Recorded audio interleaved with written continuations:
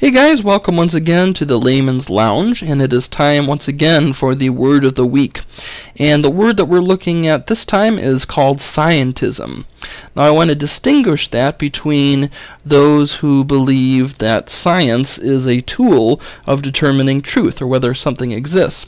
Even if you don't hold to scientism, that is something that you can agree with. But what those who do embrace scientism believe is that the scientific method is the only method for discovering truth. Now, the father of this particular way of thinking was Auguste Comte. That's spelled Augustecomte. And actually, he also began a religion of secular humanism as well. Now, scientism also embraces, oftentimes, other beliefs such as atheism, evolutionary theories, anti-supernaturalism, materialism often, and those are other things that we can explore. But let's look at this specific claim that science and the scientific method is the only way we can know certain things. Now, the definition of epistemology is how we come to know certain things. So let's take a look at science. Science does tell us about our natural world, that is for sure. But here are a couple other things besides science that people can use to determine whether something exists or not. Number one, logic or reason. Let's use an example like this. What if I said, I am taller than my mother, and my mother is taller than my nephew? Am I taller than my nephew? Now, you don't need to run an experiment to figure that out. You just need to use your logic or reason to figure that out just by listening to that sentence. So logic or reason is one thing that you can use. Number two, testimony is another way you can figure out whether something is true. Now, if I was trying to figure out what the weather is like in Chicago, I can call one of my buddies who lives in Chicago, and I can ask him, and he can tell me what it is. So that testimony is a perfectly valid way to figure out whether the weather is raining or sunny or not. So testimony.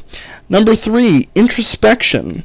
So trying to figure out what's going on in my inner state, what's going on in my mind. And that's the process of evaluating what I'm thinking about. So if I'm thinking about a pepperoni pizza, well, if you were a scientist, you could cut up my brain and examine that and do a lot of experiments. But you can't, by doing that, look in there and find out that I was thinking about pepperoni pizza.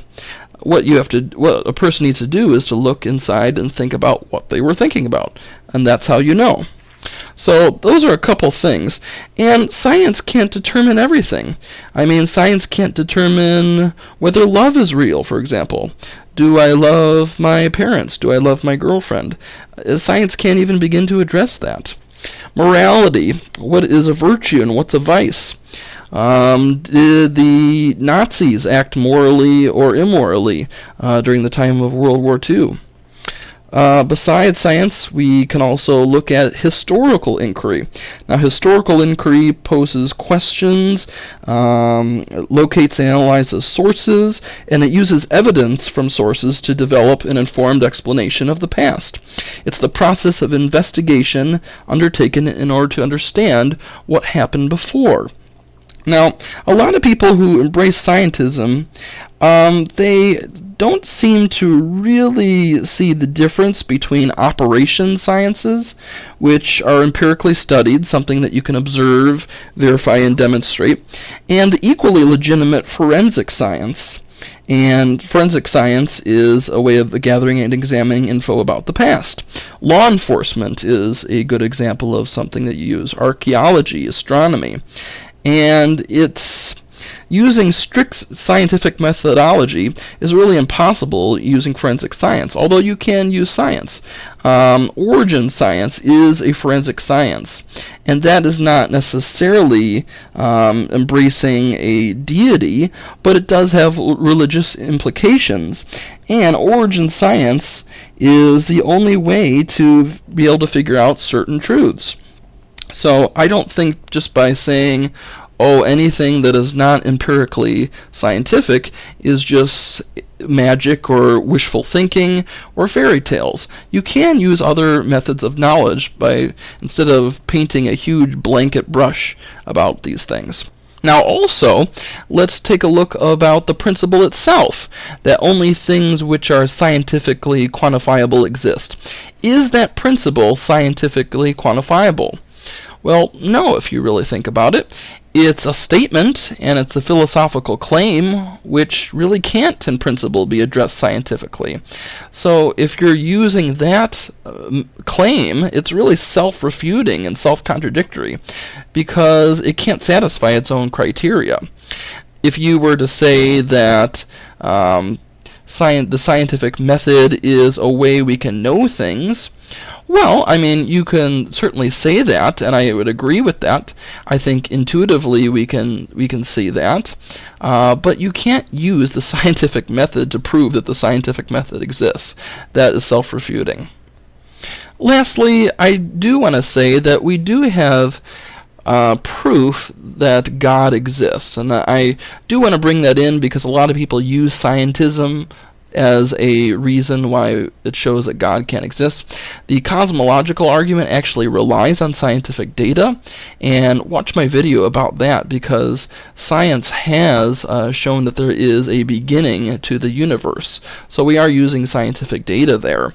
We are using other methods as well about how we can know things, but there is scientific data to back that up.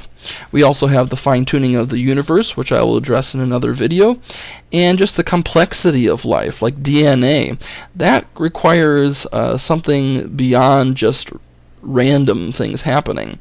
That requires intelligence for that to happen. So, science is just one tool out of many in discovering whether things exist. We don't need to believe in the fairy tale that scientism is the only way we can know something. There are lots of other things we can use, and some of these tools are more efficient, accurate, and can help us discover the truth about something more quickly than just the scientific method. So, thanks for listening, guys, and comment below if you have any thoughts or questions, and please subscribe.